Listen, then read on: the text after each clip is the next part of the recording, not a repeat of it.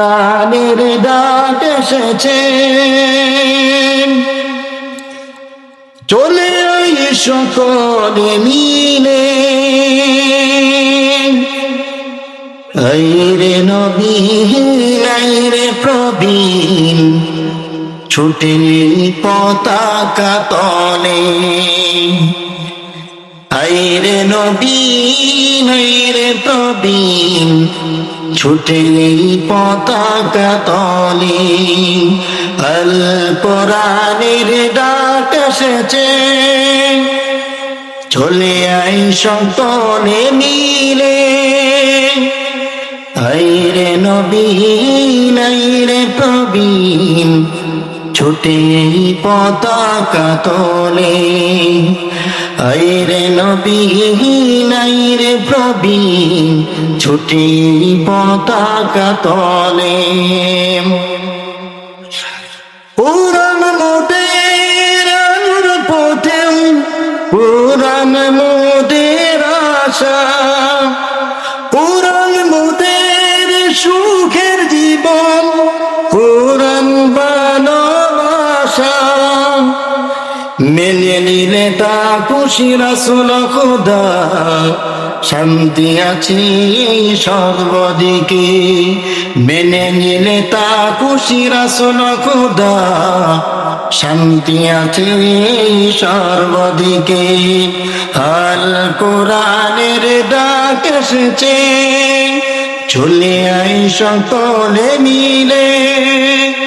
আইরে নবী আইরে প্রবীণ, ছুটে পতাকা তলে। আইরে নবী আইরে প্রবীণ, ছুটে পতাকা তলে। সামনে মারা। ونستغفره ونعوذ بالله من شرور أنفسنا ومن سيئات أعمالنا. من يهده الله فلا مضل له ومن يضلله فلا هادي له. وأشهد أن لا إله إلا الله وحده لا شريك له. وأشهد أن سيدنا ومولانا محمدا عبده ورسوله، الذي أرسله بالحق بشيرا ونذيرا وداعيا إلى الله بإذنه وسراجا منيرا. فقد قال الله تعالى في كلامه المجيد والفرقان الحميد: أعوذ بالله من الشيطان الرجيم. بسم الله الرحمن الرحيم.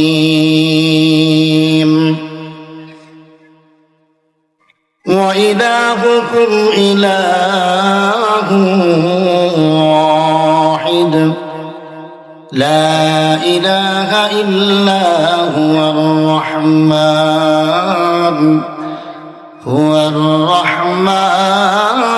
الرحيم. قال النبي صلى الله عليه وسلم: قولوا لا إله إلا الله تفلحون. قال النبي صلى الله عليه وسلم: الدنيا مزرعة الآخرة. وقال سيدنا محمد رسول الله صلى الله عليه وسلم: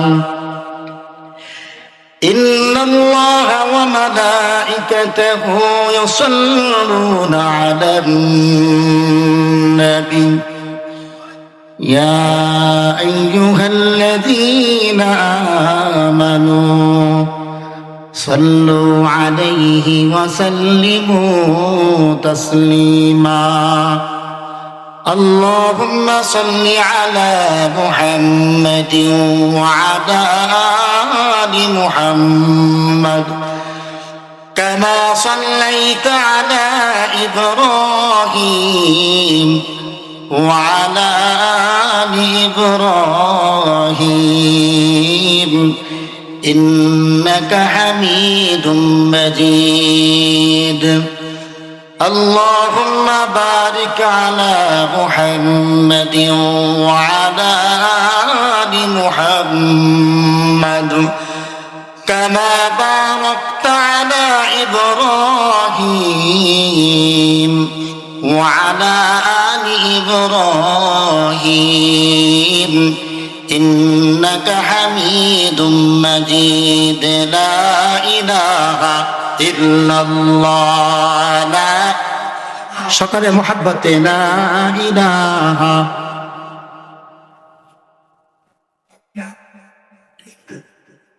لا إله لا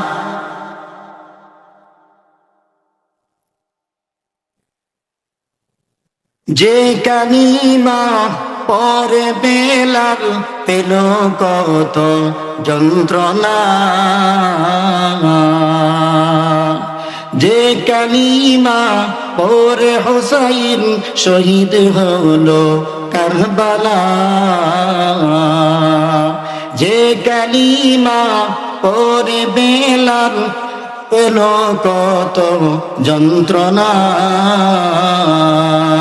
যে কালিমা পরে হোসাইন শহীদ হলো কারবালা জান চলে যাক প্রাণ চলে যাক তবুও জবানে ইল্লাল্লাহ লা ইলাহা ইল্লাল্লাহ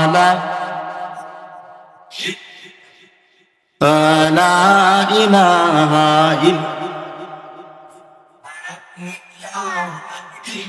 হায়াতের মালিক যে আল্লাহ মৌতের মালিক সে আল্লাহ লা ইলাহা ইল্লাল্লাহ লা ইলাহা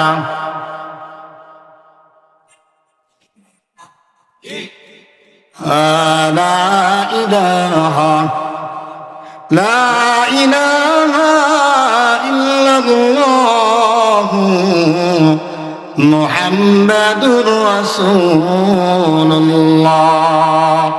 সাল্লাল্লাহু আলাইহি ওয়াসাল্লাম कौनैन का मुख्तार खुदा तुमको बनाया कौनैन का मुख्तार खुदा तुमको बनाया उम्मत के नगहबान खुदा तुमको बनाया उम्मत के नगहबान खुदा तुमको बनाया या रब मेरे आँखों में समा जाए मदीना या रब मेरे आँखों में समा जाए मदीना मुद्दत से मेरा दिल में तमन्ना मदीना मुद्दत से मेरा दिल में तमन्ना मदीना तलवार बकट हो के निकल मैदान असीर तलवार बकट हो के निकल मैदान असीर दुश्मन की मुकाबल तू लगाना रोए तकबीर दुश्मन की मुकाबल तू लगाना रोए तकबीर तो मर्द मुसलमान हो तो मर्द मुसलमान तो मर्द मुसलमान हो तो मर्द मुसलमान एक हाथ में तलवार एक ختم قرآن ختم تلوارك ختم قرآن سبحانك لا علم لنا إلا ما علمتنا إنك أنت العليم الحكيم رب اشرح لي صدري ويسر لي أمري واحلل عقدة من لساني يفقه قولي ইমানের পথে অবিচল থেকে আমার মরণ যেন হয় ইমানের পথে অবিচল থেকে আমার মরণ যেন হয় তোমারই কাছে মিনতি আমার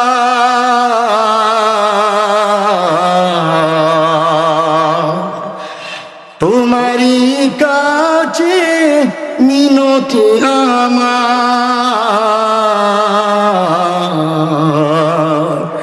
মোহামহিম দয়াময়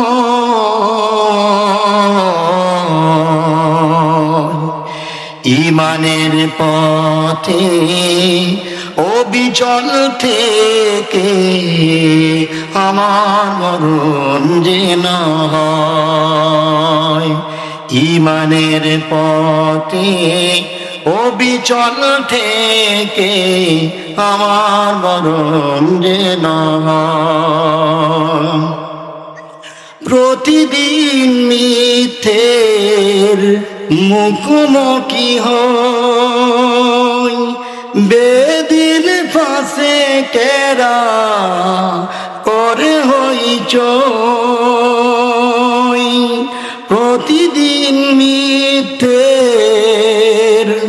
মুখোমুখি হই বেদিন ফাঁসে কেরা করে হইচই আজাদিলে সে গুমরাহি সুরগান করে তুলে মোহময় ইমানের পথে অবিচল থেকে আমার মরণ যেন হয় ইমানের পথে অবিচল থেকে আমার মরণ যেন হয় ইমানের পথে অবিচল থেকে আমার মরণ যেন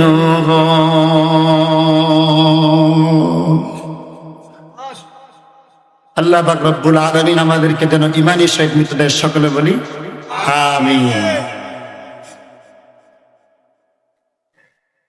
ব্যাকুর গাবতলা বাইতুল ফালাহ জামে মসজিদ ও এলাকাবাসীর উদ্যোগে 2 দিন ব্যাপী ওয়াজ ও দোয়ার মাহফিল দেখবেন মানুষ এই মাহফিল আসতে চাইবে না, কারণ ওই মানুষগুলা তাদের ভিতরে শয়তান মোহর মেরে দিয়েছে যে বলতেছে তোমরা মাহফিলে যেও না, কিন্তু আল্লাহ পাক রব্বুল আলামিন আমাদেরকে অতি মায়া করে দয়া করে ভালোবেসে সৃষ্টি করেছে। আল্লাহ পাক রব্বুল আলামিন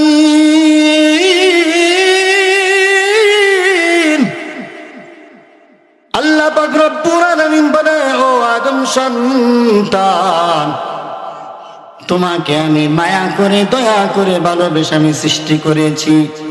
আল্লাহ বলেন, ওয়ালাকাদ কাররামনা বানি আদম, আমি আল্লাহ তাআলা ভালোবেসে মায়া করে মুহাব্বত করে দুনিয়াতে সৃষ্টি করেছি। আল্লাহ পাক রব্বুল আলামিন দুনিয়ার জমিনে 18,000 মাখলুকাতের চাইতে আল্লাহ পাক রব্বুল আলামিন মানুষদেরকে শ্রেষ্ঠত্ব দিয়েছেন বেশি। আল্লাহ পাক রব্বুল আলামিন কুরআনুল কারীমের 30 পারা সূরা 3 মধ্যে আল্লাহ পাক রব্বুল আলামিন একটা কসম নয়, দুইটা কসম নয়, 4টা কসম খেয়ে আল্লাহ তাআলা মানুষদেরকে শ্রেষ্ঠত্ব ঘোষণা করে দিয়েছেন। আল্লাহ পাক রব্বুল আলামিন বলেন ওয়াত-তিনি ওয়াজ-যাইতুন,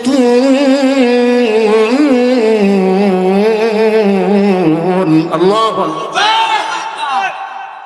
وطور سينين وهذا البلد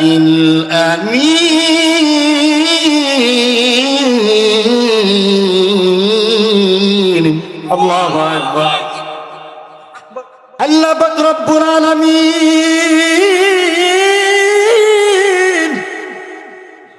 আল্লাহ পাক রব্বুল আলামিন একটা নয়, দুইটা নয়, 4টা কসম খাইলেন এই জায়গায়। আল্লাহ পাক রব্বুল আলামিন বলেন ওয়াত-তিন, আমি 3 ফলের কসম খাইলাম, ওয়াজ-যাইতুন, আমি জাইতুন ফলের কসম খাইলাম। আল্লাহ পাক রব্বুল আলামিন বলেন ওয়াতুরি সিনিন, সিনা পর্বতের কসম খাইলাম, ওয়াহাদাল বালাদিল আমিন, মক্কা নগরের কসম খেয়ে বলি আল্লাহ পাক রব্বুল আলামিন 4টা কসম খাওয়ার পর আল্লাহ পাক রব্বুল আলামিন বলেন লাকাদ খালাকনাল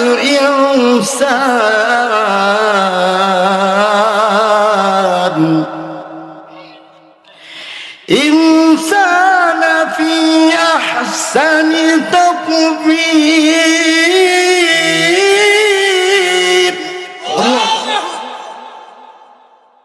আল্লাহ পাক রব্বুল আলামিন জানিয়ে দেন লাকাদ খালাকনাল ইনসানা ফি আহসানি তাকবীর, ও মানুষ আমি তোমাদেরকে সুন্দর করে আমি সৃষ্টি করেছি। জোরে বলেন সুবহানাল্লাহ। লাকাদ খালাকনাল ইনসানা ফি আহসানি তাকবীর, হে মানুষ তোমাকে কেমন করে সৃষ্টি করেছি, তোমাকে কথা বলার জন্য তোমাকে জবান দান করেছি, 2টা চক্ষু দান করেছি, বাক শক্তি দান করেছি। তুমি যদি ওই জীব জানোয়ারের দিকে তাকাইবা, তাদের দিকে তাকাইয়া দেখবা তোমার মতো জবান নাই, তোমার মতো বাক শক্তি নাই, তারা সুন্দর করে কথা বলতে পারে না, তোমার মতন বুদ্ধি দিয়ে কথা বলতে পারে না।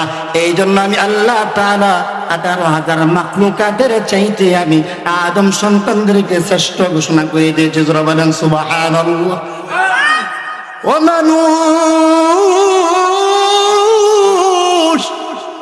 তারপরও কেন আমি আল্লাহর ইবাদত করো না? তারপরও কেন তোমরা ওয়াজ মাহফিলে আসো না, আমার দ্বীনের কথা শোনো না, আমার রাসূলের হাদিসের কথা শোনো না? তারপরও কেন মসজিদে মুয়াজ্জিন আযান দেয়, কেন তোমরা নামাজের মধ্যে আসো না? আল্লাহ বলেন কেমন করে না ফরমানি করো রে বান্দা। আল্লাহ পাক রব্বুল আলামিন বলেন কাইফা তাকফুরুনা বিল্লাহ, ও বান্দা কেমন করে তুমি আমার নাফরমানি করো? এই দুনিয়াতে কোনো মানুষ তোমাকে রিজিক দিতে পারবে না, কেউ তোমাকে রিজিক দিতে পারবে না, দুনিয়ার ধন সম্পদ কিছুই দিতে তোমাকে পারবে না। ও নবীর বান্দা, নবীর উম্মত, তোমাকে দুনিয়াতে কোনো মানুষ তোমাকে রিজিকের ব্যবস্থা করে দিতে পারবে না, ধন সম্পদের ব্যবস্থা করে দিতে পারবে না। যিনি দেয় তিনি কে? একটু আওয়াজ দিয়ে বলেন তিনি দেয়, তিনি কে? এই জন্য আল্লাহ বলেন আল্লাহুস সামাদ। দুনিয়ার সমস্ত মানুষ ওই আল্লাহর মুখাপেক্ষী। আল্লাহ বলে আমি মানুষের মুখাপেক্ষী না, আমি মানুষের মুখাপেক্ষী না, সমস্ত জীব জানোয়ার থেকে নিয়ে মানুষ, সমস্ত মানুষ আমি আল্লাহর মুখাপেক্ষী। এই জীব জানোয়ারের খাদ্য ব্যবস্থা করে দেয় কে? জোরে বলেন একমাত্র আল্লাহ। আল্লাহ ছাড়া পৃথিবীর কোনো মানুষ এই সম্ভব না। বড় বড় পানি আছে, এই নদী এবং সাগরের মধ্যে পানিগুলো আছে, খাদ্যের ব্যবস্থা করে দেয় কি? একমাত্র আল্লাহ। এই জন্য আল্লাহ বলে, ও বান্দা, তারপর কেন তুমি আমাকে বলে থাকো, কেন তুমি আমাকে ডাকো না? কারণ আমার রিজিক খেয়ে কে দুনিয়াতে বেঁচে থাকো, কিন্তু তুমি মানুষ হয়ে কেমন করে আমি আল্লাহর ইবাদত করো না? ও বান্দা,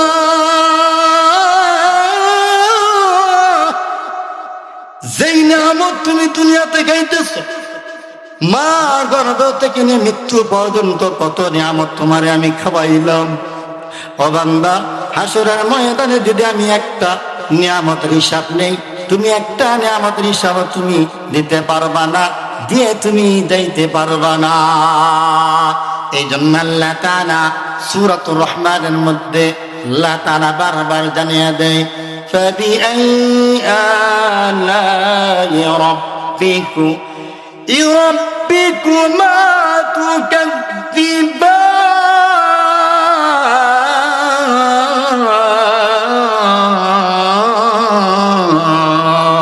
আল্লাহু আকবার। আল্লাহ পাক রব্বুল আলামিন সূরাতুর রহমানের মধ্যে বলেন, ফাবিআই আলাই রাব্বিকুমা তুকাজ্জিবান। ও বান্দা, তুমি আমার কোন নিয়ামতকে তুমি অস্বীকার করবা? কোন নিয়ামতকে তুমি অস্বীকার করতে পারবা না রে বান্দা? দুনিয়াতে কত নিয়ামত খাও, কত নিয়ামত খাও, একটা নিয়ামতেরও মানুষ অস্বীকার করতে পারবে না, ঠিক কিনা বলে? একটা নিয়ামতেরও অস্বীকার করার কোনো ক্ষমতা নাই। তারপরও ওই বান্দারা আল্লাহর হুকুম পালন করে না, নবীর তরিকায় চলে না।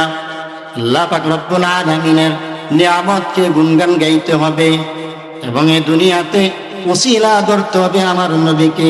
ওয়াবতাগু ইলাইহিল ওয়াসিলা বলে, ওসিলা ধরে তারপরে দুনিয়া থেকে তুমি আসো। আল্লাহ পাক রব্বুল আলামিন জানা দাও, বান্দা, আমি আল্লাহকে যদি ভালোবাসতে চাও তাহলে আমার হাবিবিকে ভালোবাসো, হাবিবিকে মুহাব্বত করো।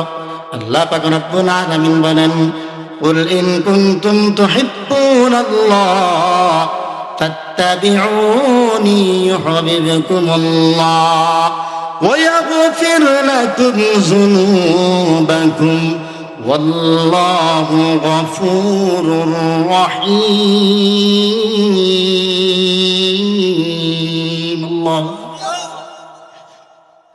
আল্লাহ পাক রব্বুল আলামিন জানিয়ে দেন, কুল ইন কুনতুম তুহিব্বুনাল্লাহ, হে নবী আপনি বলে দেন আপনার উম্মতদেরকে, আমি আল্লাহকে যদি ভালোবাসতে চাই, মুহাব্বত করতে চাই, ও নবী আপনাকে যেন তারা ভালোবাসে, মুহাব্বত করে। ইউহিব্বুকুমুল্লাহ, নবী আপনাকে যেন ভালোবাসে। আর যদি আপনাকে ভালোবাসতে পারে, মুহাব্বত করতে পারে, তাহলে আমি আল্লাহর ভালোবাসাই হয়ে যাবে। করে বলেন সুবহানাল্লাহ। ভালোবাসার কথা বলছেন, করে বলেন। আল্লাহ পাক রব্বুল আলামিন বলে, আমার হাবিবকে ভালোবাসো, মুহাব্বত করো। আল্লাহর নবীকে যদি ভালোবাসতে পারেন, মুহাব্বত করতে পারেন, তাহলে আল্লাহর ভালোবাসা হয়ে যাইবে। ওয়া ইয়াগফির লাকুম যুনুবাকুম, আর দুনিয়াতে যেই পাপ করেছো তোমরা, এই পাপের জন্য আল্লাহর কাছে ক্ষমা চাও। আল্লাহ পাক রব্বুল আলামিন ক্ষমাশীল, দয়াশীল, মেহেরবান। আল্লাহ পাক রব্বুল আলামিন তোমাদের সমস্ত গুনাহগুলো আল্লাহ পাক রব্বুল আলামিন মাফ করে দিবেন। বলেন সুবহান। এই জন্য এই দুনিয়াতে আমরা আছি, একদিন থাকবো না, চির বিদায় নিয়ে চলে যেতে হবে। আজকে জান্নাতের বাগান সাজাইলেন, এর চাইতে বড় প্যান্ডেলও বিভিন্ন জায়গায় ওয়াজ করি, অনেক লোক হয়। আমার মনটা খারাপ হয়ে গেল যে এই এলাকায় এত লোক, অথচ এই অল্প মানুষ। অনেক জায়গায় এখানে খালি আছে, মানুষ আসতেছে। আলহামদুলিল্লাহ, এলাকার ইমাম সাহেব সকলে এসে পড়েছে, অথচ যারা মুসলি আছে বাড়িতে এখনো আছে, বিভিন্ন জায়গায় ঘোরাফেরা করতেছে, আসতেছে না। তো আল্লাহ পাক রব্বুল আলামিনের কোরআনুল কারীম থেকে সূরা বাকারার 163 নম্বর আয়াতে কারিমা আপনাদের সামনে তেলাওয়াত করেছি। আল্লাহ পাক রব্বুল আলামিন বলেন, ওয়া ইলাহুকুম ইলাহুন ওয়াহিদ লা ইলাহা ইল্লা হুয়ার রাহমানুর রহিম।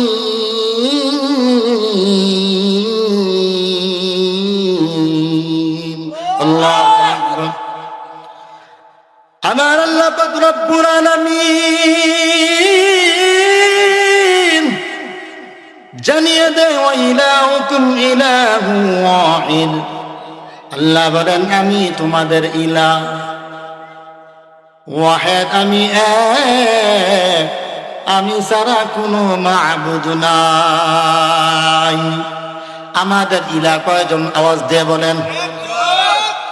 আমাদের ইলাহ একজন, ওয়াহিদ অর্থ এক, লা ইলাহা ইল্লা হুয়ার রহমানুর রহিম, এবং আল্লাহ ছাড়া কোনো মাবুদ এই দুনিয়ার মধ্যে নাই। ঠিক কি না? ওই কাফের বেঈমান মুশরিকরা তারা মূর্তির পূজা করে, দেব দেবীর পূজা করে, এক আল্লাহকে মানে না।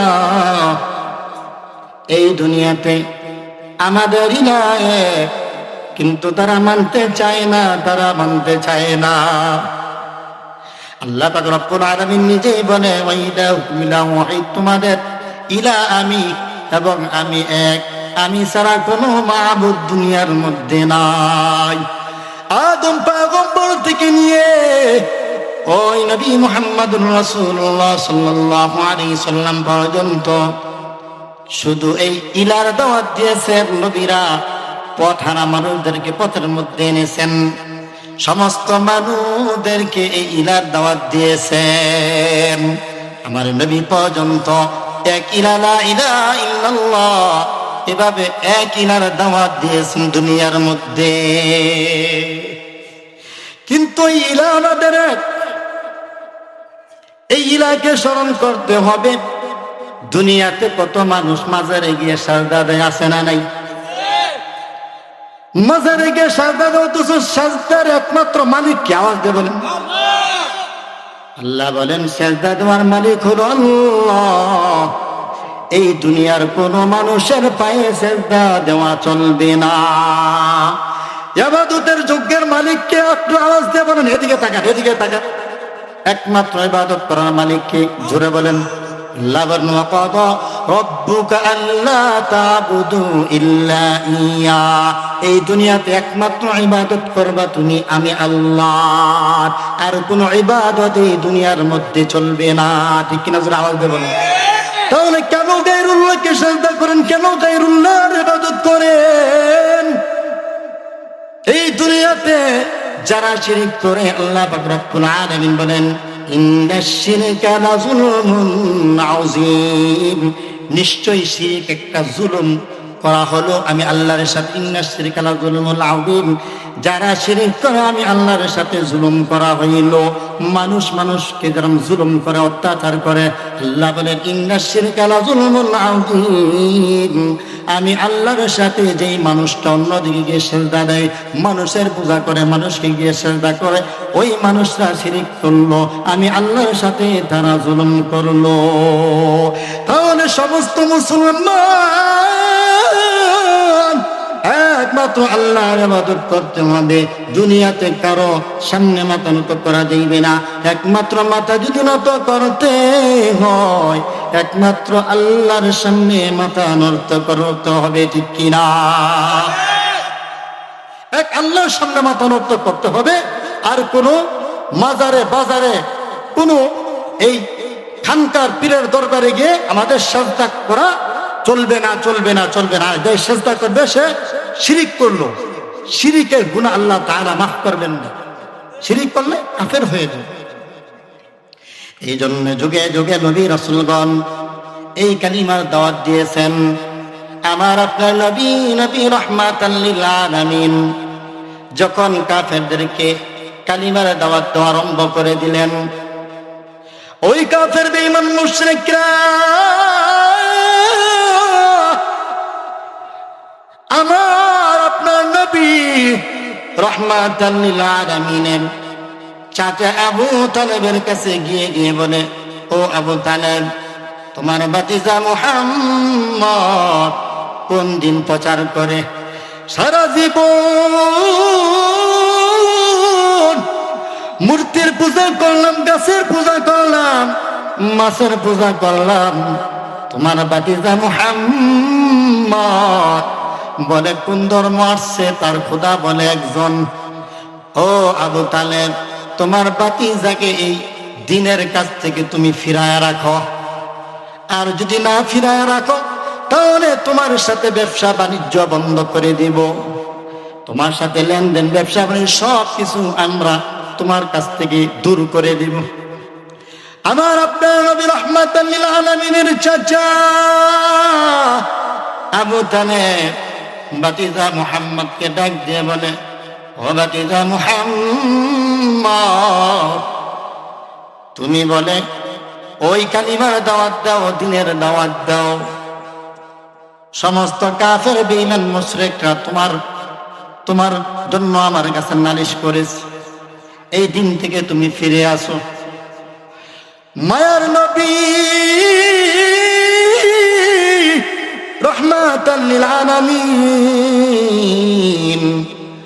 চাচা আবু তালেবকে জানিয়ে দেয়, ও চাচা শুনে রাখেন, ওই কাফের বেঈমান মুশরিকরা আমার হাতে যদি এক হাতে ওই চাঁদটা এনে দেয়, আর এক হাতে যদি ওই সূর্যটা এনে দেয়, তা যদি এনে দেয়, তারপরও আমি কালিমা থেকে একটু চুনও আমি বিরত থাকবো না। সুবহানাল্লাহ, এক চুনও বিরত হব না, আমি কালিমার দাওয়াত দিব। এবার চাচা ওই ভাতিজা মুহাম্মদের কথা শুনে চাচা বলে, ও ভাতিজা যাও, তুমি দিনের কাজ চালিয়ে যাও, দেখবো আমি কোন কাফের বেঈমান মুশরিকরা তোমাকে কিছু করতে পারে কিনা, তোমাকে কিছু করতে পারবে না, তুমি দিনের কাজ তুমি চালিয়ে যাও। বলেন সুবহান। এমনই ভাবে আমার নবী দিনের দাওয়াত দিয়েছেন, বিভিন্ন জায়গায় জায়গায় আমার নবীর শরীর থেকে রক্তগুলা ঝরেছে। আমার আপনার নবী নবী মুহাম্মদ উহুদের ময়দানে চলে গেলেন দিনের দাওয়াত দেওয়ার জন্য। উহুদের ময়দানে যাওয়ার পর আমার মায়ের নবী রাহমাতাল লিল আলামিনকে কাফের বেঈমান মুশরিক মারতে মারতে একটা গর্তের মধ্যে ফেলে দিল। সারা ময়দানে খবর হয়ে গেল মুহাম্মদ নাই, মুহাম্মদকে খুঁজে পাওয়া যায় না, মুহাম্মদ কোথায় যেন হারিয়ে গেল। সাহাবায়ে কেরাম চতুর্দিকে খুঁজে হযরত আলী রাদিয়াল্লাহু তাআলা আনহু চতুর্দিকে খুঁজতেছে, যারা শহীদ হয়ে গেছে শহীদদের মধ্যে গিয়ে পড়তেছে, কিন্তু আমার নবীকে পায় না। মায়ের নবী রাহমাতাল লিল আলামিনকে খুঁজতেছে কিন্তু পায় না। যারা জীবিত আছে ওই সাহাবীদের কাছে গিয়ে গিয়ে খোঁজে, ওখানেও পায় না। মায়ের নবী রাহমাতাল লিল আলামিন কোথায় যেন হারিয়ে গেল।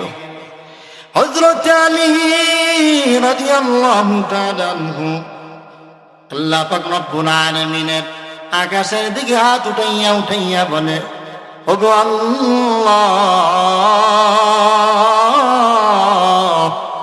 আমাদের ভুলের কারণে তুমি তোমার হাবিবকে তুমি উঠাইয়া নিও না। ওই ময়দানে সারা ময়দান খবর হয়ে গেল নবী নাই, নবী নাই। চতুর্দিকে সাহাবায়ে কেরাম খুঁজে। হযরত আলী রাদিয়াল্লাহু তাআলা আনহু কেঁদে কেঁদে বলে, না, আমার মায়ার নবী যেহেতু নাই, আমি এই দুনিয়ায় বেঁচে কি করব। হযরত আলী রাদিয়াল্লাহু তাআলা হাতের মধ্যে তরবারি নিয়ে কাফেরদের সামনে যায়, কাফেরদের সাথে মোকাবেলা করতে আরম্ভ করে দিল। কাফেরদের সামনে গিয়ে তরবারি চালাইতে আরম্ভ করে দিল। এমন সময় দেখে মার নবী রাহমাতাল লিল আলামিন একটা গর্তের মধ্যে নবী আর নবী পড়ে আছে রক্ত অবস্থায়, রক্তাক্ত অবস্থায় নবী ওই গর্তের মধ্যে পড়ে রইলেন। হযরতে আলী নবীকে ডাক দিয়ে বলে, ইয়া রাসূলুল্লাহ, ইয়া হাবিবাল্লাহ, ওগো মায়ার নবী, সারা ময়দানে আপনাকে খুঁজলাম, কাফেররা ঘোষণা দিয়ে দিছে তোদের মুহাম্মদ নাই, তোদের মুহাম্মদ নাই। সারা ময়দানে কান্নার রোল পড়ে গেল। ও নবী, আপনাকে বিচারতে আমরা বেহুশ হয়ে গেছি, সমস্ত সাহাবায়ে কেরাম। হযরত আলী রাদিয়াল্লাহু তাআলা আনহু মায়ের নবী রাহমাতাল লিল আলামিনকে ওই গর্ত থেকে বের করলেন, বের করে হেফাজত করলেন। মায়ের নবী এই এক ইলাকে চিনার জন্য, দিনকে টিকিয়ে রাখার জন্য নিজের শরীর থেকে রক্তগুলা জড়িয়েছে। আর আমি আর আপনি আশিকে রাসূল দাবি করি নবীর উম্মত। এমনি দিন আসে নাই, এমনি দিন আসে নাই। ওই সমস্ত সাহাবায়ে কেরাম, নবী রাসূলগণ রক্তের বিনিময়ে এই দিনকে টিকিয়ে দিয়ে গেছে। এমনি দিনটা আসে নাই, অনেক কষ্ট করছেন নবী রাসূল। আমরা তো এখন ইরাকে চিনি, এক সময় এমন ছিল যে মানুষ ইরাকে চিনত না। নবী রাসূলগণ দাওয়াত দিয়েছেন লা ইলাহা ইল্লাল্লাহ, যে আল্লাহ ছাড়া কোনো মাবুদ দুনিয়াতে নাই। একটু জিকির করি, লা ইলাহা ইল্লাল্লাহ, লা ইলাহা।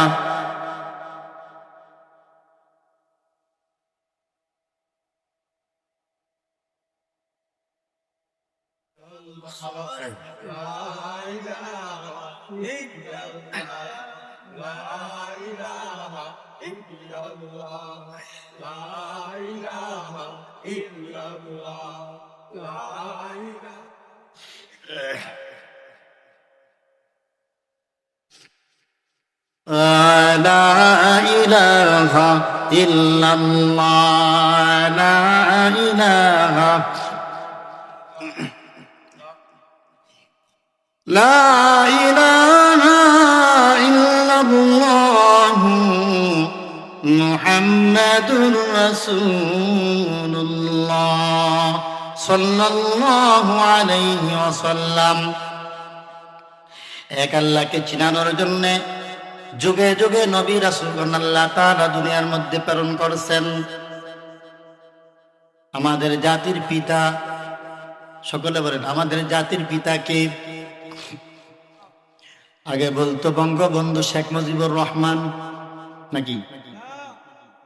আগে বলতো বঙ্গবন্ধু শেখ মুজিবুর রহমান। আসলে আমাদের জাতির পিতা হলো হযরত ইব্রাহিম আলাইহিস সালাতু ওয়াস সালাম। ইব্রাহিম পয়গম্বরের ঘটনা অনেকেই জানেন, তারপরেও আমি একটু বলি। ইব্রাহিম পয়গম্বর, তিনি ছিলেন কাফেরের সন্তান। তার পিতার নাম ছিল আজর। সে মূর্তি তৈরি করত, মূর্তি বানাইত। ইব্রাহিম পয়গম্বর যখন ছোট্ট, 7 বছর বয়স, যখন কথা বলতে শিখছে, ইব্রাহিম পয়গম্বর তার মাকে ডাক দিয়ে বলে, ও মা, আমাকে সৃষ্টি করছে কে? আসমান সৃষ্টি করছে কে? জমিন সৃষ্টি করছে কে? হযরত ইব্রাহিম পয়গম্বর ডাক দিয়ে বলে, মা, আমাকে সৃষ্টি করছে কে? তোমাকে সৃষ্টি করছে কে? আসমান সৃষ্টি করলো কে? এই জমিন সৃষ্টি করছে কে? ওই সময় শাসনকর্তা ছিল নমরুদ। বড় প্রতাপশালী লোক ছিলেন, রাজা বাদশা ছিলেন, সমস্ত কাফেরদের সরদার, সমস্ত লোকের ওই বাদশা ছিল নমরুদ। ইব্রাহিম পয়গম্বরের মা ডাক দিয়ে বলে, আমাদের সমস্ত মানুষের তোমার আমার রব হলো নমরুদ। জোরে বলেন নাউযুবিল্লাহ। তোমার আমার রব হলো নমরুদ। কিন্তু ছোট্ট বালক ইব্রাহিম পয়গম্বর তার মনে ধরে না, না মানুষ কেমন করে রব হয়। মানুষের তো এত ক্ষমতা হতে পারে না, আসমান বানাইলেন, জমিন বানাইলেন, এত কিছু সৃষ্টি করার ক্ষমতা নাই। ইব্রাহিম পয়গম্বর মনে মনে ভাবলেন, না আমার রব কেমন করে আবার মানুষ হয়। হযরত ইব্রাহিম পয়গম্বর রাতের বেলা যখন ওই নক্ষত্র দেখতে পায়, নক্ষত্র তারকারাজি দেখার পর ইব্রাহিম পয়গম্বর বলে, এটাই মনে হয় আমার রব, এটাই মনে হয় আমার রব। কিন্তু আবার যখন ওই তারকাটা চলে যায়, বলে না, যার অস্তিত্ব নিজে ধরে রাখতে পারে না, এটা কোনোদিন আমার রব হতে পারে না। ইব্রাহিম পয়গম্বর আবার যখন দেখে সুন্দর চাঁদ, চাঁদকে দেখানোর পর ভাবতে লাগলেন, এত সুন্দর রাতের বেলা আলো দেয়, এটাই মনে হয় আমার রব, এটাই মনে হয় আমার রব। আবার যখন এই চাঁদটা ভোরবেলাতে চলে যায়, ইব্রাহিম পয়গম্বর বলে, না, যেই চাঁদের অস্তিত্ব নিজেই ধরে রাখতে পারে না, না না, এটা কোনদিন আমার রব হতে পারে না। আবার যখন ওই সকালবেলা পূর্ব দিক থেকে সূর্যটা উদিত, সূর্য যখন উদিত হয়, ইব্রাহিম পয়গম্বর ছোট্ট বালক দেখে এত সুন্দর সূর্য, তাম পৃথিবী আলো দেয়, বলে এটাই মনে হয় আমার রব, এটাই মনে হয় আমার রব। আবার যখন সারাদিন আলো দেওয়ার পর আবার যখন পশ্চিম দিকে সূর্যটা ওই মাগরিবের সময় যখন ডুবে যায়, ইব্রাহিম পয়গম্বর বলে, না না না, এটাও আমার রব হতে পারে না, সূর্যের অস্তিত্ব নিজেই ধরে রাখতে পারে না, এটাও কোনোদিন আমার রব হতে পারে না। এবার ইব্রাহিম পয়গম্বর খোলা ময়দানে চলে যায়। যাওয়ার পর ইব্রাহিম পয়গম্বর মনে মনে ভাবতে লাগলেন, আসমান বানাইলো কে, জমিন বানাইলো কে, এত সুন্দর করে খাল বিল সৃষ্টি করলো কে, এত সুন্দর করে নদী নালা পাক পাকালি গাছ গাছালি কে সৃষ্টি করছেন। এখন শোনো, আল্লাহ পাক রব্বুল আলামিন ইব্রাহিম পয়গম্বরের মনের ভিতরে একাত্মবাদ ঢুকিয়ে দেয়। ইব্রাহিম পয়গম্বর বলে, আরে তো এত কিছু এত সুন্দর করে মানুষ সৃষ্টি করতে পারে না, নিশ্চয় একজন আছে, তিনি হলেন আমার আল্লাহ। বলেন সুবহানাল্লাহ। ওই খুঁটিহীন আকাশে ভুবন মাঝে তুমি কুদরতি ইশারায় রেখেছ, এই সবুজ শ্যামল এই চিত্রখানি তুমি নিপুণ তোমার হাতে এঁকেছ। ওগো আল্লাহ শুকুর তোমার, আমারে যে মুসলিম করেছ। ওগো আল্লাহ শুকুর তোমার, আমারে যে মুসলিম করেছ। তুমি সাগরের বুকে দিলে কান্না, তুমি পাহাড়ের বুকে দিলে ঝরনা, তুমি সাগরের বুকে দিলে কান্না, তুমি পাহাড়ের বুকে দিলে ঝরনা। আজ নিশি রাতে রয়ে দূর নীলিমায়, আজ নিশি রাতে রয়ে দূর নীলিমায়, তুমি আলোর প্রদীপ খানি জ্বেলেছ। ওগো আল্লাহ শুকুর তোমার, আমার যে মুসলিম করেছ। ওগো আল্লাহ শুকুর তোমার, আমার যে মুসলিম করেছ। একাত্মবাদ স্বীকার করে এক আল্লাহকে স্বীকার করে মেনে নিয়েছে যে এই দুনিয়া আসমান জমিন যিনি সৃষ্টি করছেন তিনি আর কেউ না, একমাত্র আমার আল্লাহ। এবার ইব্রাহিম পয়গম্বর প্রকাশ্যে দিনের দাওয়াত দেয়, একইলার দাওয়াত দেয়। প্রথম ইব্রাহিম পয়গম্বর তার পিতাকে দাওয়াত দেয়। তার পিতাকে গিয়ে বলে, তুমি যেই উপাস্যদের পূজা করো, যেই মূর্তির পূজা করো, সূর্যের পূজা করো, গাছের পূজা করো, মাছের পূজা করো, এটা ঠিক নয়। তুমি বিভ্রান্তের মধ্যে পড়ে আসো। এক আল্লাহর ইবাদত করো, এক আল্লাহকে মেনে নাও। وَإِذْ قَالَ إِبْرَاهِيمُ لِأَبِيهِ آزَرَ أَتَتَّخِذُ أَصْنَامًا آلِهَةً إِنِّي أَرَاكَ وَقَوْمَكَ فِي ضَلَالٍ مُبِينٍ। আল্লাহু আকবার। আল্লাহ পাক রব্বুল আলামিন স্মরণ করুন, যখন ইব্রাহিম পয়গম্বর তার পিতাকে বলেছিল, তুমি যেই সম্প্রদায়ের, তুমি যেই ওই উপাস্যের পূজা করো সেটা ঠিক নয়, তোমরা সমস্ত সম্প্রদায় মানুষগুলা তোমরা বিভ্রান্তির মধ্যে পড়ে আসো। ইব্রাহিম পয়গম্বর তার পিতাকে ডেকে ডেকে বলে, ও পিতা, আপনি এক আল্লাহর ইবাদত করেন। ইব্রাহিম পয়গম্বরের পিতা ডাক দিয়ে বলে, সারা জীবন বাপ দাদা পূজা করলাম, মূর্তির পূজা করলাম, গাছের পূজা করলাম, মাছের পূজা করলাম, সূর্যের পূজা করলাম, তুমি আবার কোত্থেকে তুমি আবার এক আল্লাহকে বিশ্বাস করলা? তুমি আবার কোন দিনের দাওয়াত দাও? তুমি আবার কোন দিনের দাওয়াত দাও? ও ইব্রাহিম শুনে নাও, তুমি যদি এই মুহূর্তে আমার কাছ থেকে না যাও, তাহলে পাথর দিয়ে তোমার মাথাটা আমি চূর্ণ বিচূর্ণ করে ফেলবো। এবার ইব্রাহিম পয়গম্বর ওই মানুষদেরকে দাওয়াত দেওয়া আরম্ভ করলেন, কিন্তু ওই মানুষেরা ওই ইব্রাহিম পয়গম্বরের যে মানুষগুলাকে দাওয়াত দেয় তারা মূর্তির পূজা ছাড়তে পারে না, এক ইলাকে মেনে নেয় না, এক ইল্লাহর ইবাদত করে না। সমস্ত মানুষগুলা কাফের বেঈমান মুশরিকরা ওই ইলাকে না মেনে তারা মূর্তির পূজা আরম্ভ করে। এবার ইব্রাহিম পয়গম্বর বিভিন্ন জায়গায় গিয়ে দাওয়াত দেয়,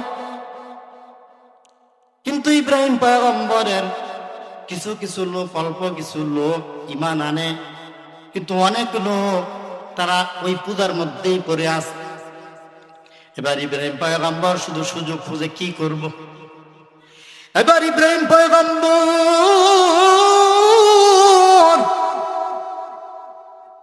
সুযোগ খুঁজে কি করবে? ওই কাফের বেঈমান মুশরিকরা বছরে একটা অনুষ্ঠান করত, বড়দিন মেলার আয়োজন করত। তারা গিয়ে গিয়ে ওখানে নাচানাচি করত, ঢোল বাদ্য বাজিয়ে বাজিয়ে তারা আনন্দ ফুর্তি করত। এবার ইব্রাহিম পয়গম্বরকে ডাক দিয়ে বলো, ইব্রাহিম, তুমি কি ওই মেলার মধ্যে যাইবা কিনা বলো। ইব্রাহিম পয়গম্বর অজুহাত দেখাইলেন, বলে না, আমার শরীরটা খারাপ, আমি যেতে পারবো না। এবার যখন ওই সমস্ত মানুষগুলা মেলায় চলে গেলেন, এবার ইব্রাহিম পয়গম্বর বলে, এটাই আমার সুবর্ণ সুযোগ, যদি তাদের দেব দেবীদেরকে ভেঙে ফেলতে পারি তাহলে মনে হয় মানুষগুলা কিছু ঈমান আনবে। এবার ইব্রাহিম পয়গম্বর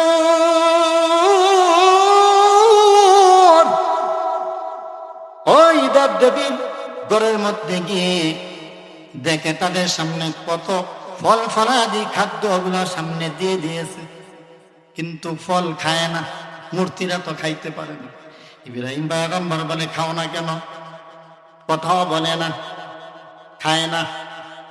এবার ইব্রাহিম পয়গম্বর হাতের মধ্যে কুড়াল নিয়ে ইব্রাহিম পয়গম্বর এক সাইড থেকে ওই মূর্তিগুলাকে ভাঙা আরম্ভ করে দিলেন। ভাঙতে ভাঙতে সমস্ত মূর্তিগুলা ভেঙে একটা বড় মূর্তিকে রেখে দিলেন। আর এই মূর্তির কাঁধের মধ্যে একটা কুড়ালটা ঝুলিয়ে দিয়ে ইব্রাহিম পয়গম্বর ওখান থেকে চলে আসলেন। শয়তান ওই যে সমস্ত কাফেররা মেলার মধ্যে গিয়েছিল কানে কানে গিয়ে বলে, তোমাদের রবদেরকে ভেঙে ভেঙে চুরমার করে ফেলেছে। ওই কাফের বেঈমান মুশরিকরা শোনার পর তারা দৌড়ে তাদের দেবদেবীর ঘরের মধ্যে এসে দেখে সমস্ত মূর্তিগুলা ভেঙে একটা মূর্তির গেছেন, একটা মূর্তির কাঁধের মধ্যে পুরাটা ঝুলিয়ে দিয়ে কে জানি চলে গেছে। কিন্তু কাফের বেঈমান মুশরিকরা বুঝতে আর বাকি রইল না, এটা ইব্রাহিমের কাজ ছাড়া আর কারো কাজ হইতে পারে না। কারণ ইব্রাহিম মূর্তির বিরুদ্ধে কথা কয়, বিভিন্ন জায়গায় জায়গায় গিয়া কালিমার দাওয়াত দেয়, মূর্তির বিরুদ্ধে কথা কয়। এটা ইব্রাহিমের কাজ ছাড়া আর কারো কাজ হইতে পারে না। এবার ইব্রাহিম পয়গম্বরকে কাফের বেঈমান মুশরিকরা ডাক দিয়ে বলে, ইব্রাহিম তুমি কি আমাদের এই উপাস্যদের সাথে এই কাজ কি তুমি করছো? ইব্রাহিম পয়গম্বর ডাক দিয়ে বলে, আমাকে কেন জিজ্ঞেস করেন? তোমাদের মূর্তি কি? যেটা বড় মূর্তিটা আছে ওটাকে জিজ্ঞেস করো, তাহলেই তো পাইবা, তাহলেই তো খবরটা পাইবা, কে জিজ্ঞেস। এবার কাফের বেঈমান মুশরিকরা ডাক দিয়ে বলে, এই মূর্তিগুলা তো কথা বলতে পারে না, কথা বলতে পারে না, কেমন করে তারা বলবে যে এই মূর্তিগুলা কে ভেঙেছে? ইব্রাহিম পয়গম্বর ডাক দিয়ে বলে, যদি কথা না বলতে পারে তাহলে কেন এই মূর্তির পূজা তোমরা করো? এই মূর্তি তো তোমাদেরকে ভালো করতে পারে না, খারাপও করতে পারে না, তোমাদের উপকারও করতে পারে না, অপকারও করতে পারে না, কেন তাহলে কেন এই মূর্তির পূজাগুলা করো? ইব্রাহিম পয়গম্বর এই কথা বলার পর কাফের বেঈমান মুশরিকরা তারপরও তারা থেমে থাকে নাই। এই বিচারটা ওই নমরুদের কাছে দিয়ে দিয়েছে। নমরুদের কাছে কে বলেন? নমরুদের কাছে গিয়ে বলে, ইব্রাহিম পয়গম্বর যে এই মূর্তিগুলাকে ভেঙে ভেঙে ভেঙে ভেঙে খান খান করে দিয়েছে। এবার নমরুদের কাছে নেওয়া হলো ইব্রাহিম পয়গম্বরকে। নমরুদ ডাক দিয়ে বলে, ও ইব্রাহিম তুমি এই কাজটা কেন করলা? তুমি ভেঙে ভেঙে সমস্ত আমাদের ওই উপাস্যদেরকে ভেঙে ভেঙে খান খান করে দিয়েছো, কি ব্যাপার, কেন দিয়েছো?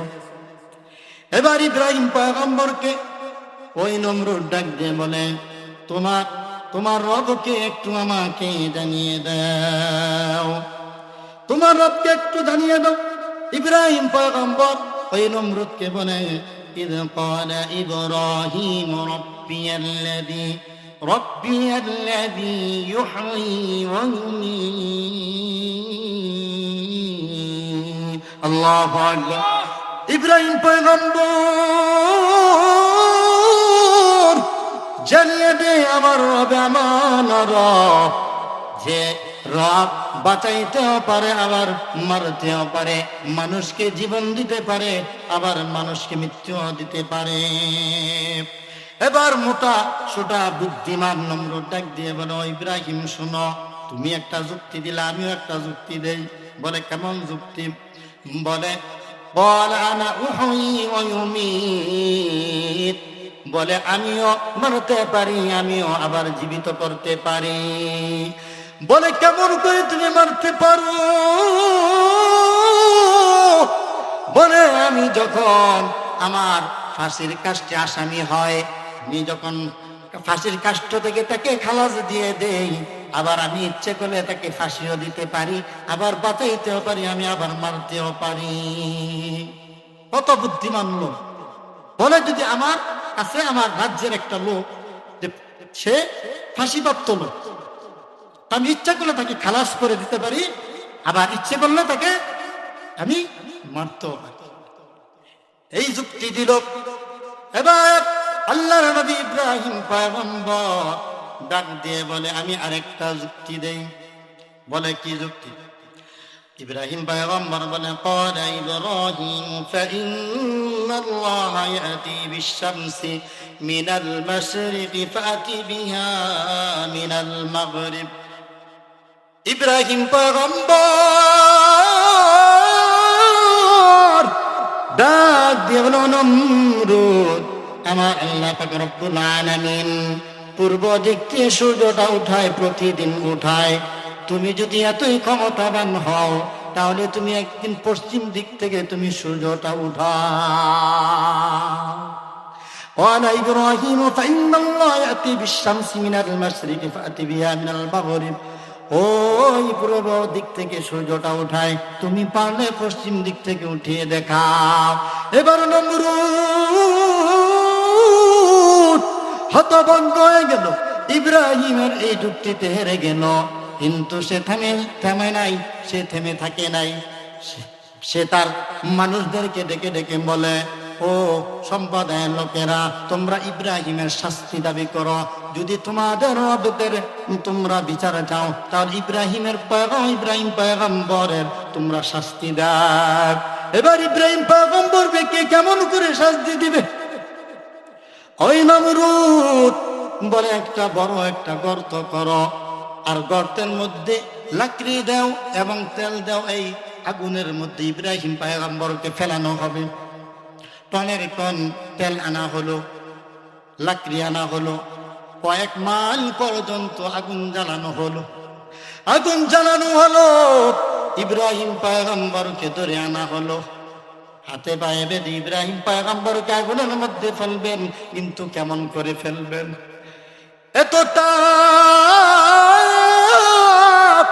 আগুনের এত তাপ, এই তাপে যে উড়ন্ত পাখিগুলা যাইত, ওই পাখিগুলা জমিনের মধ্যে পড়ে যাইত। তাহলে যে আল্লাহ পাক রব্বুল আলামিন যুগে যুগে নবী রাসূলদেরকে পাঠিয়েছেন শুধু এই ইরাকে চেনানোর জন্য। তো আমার সময় শেষ, যদি আমাকে হায়াতে বাঁচায় বা অন্য সময় আসি, তাহলে আমি অন্য সময় আলোচনাটা করবো। অথবা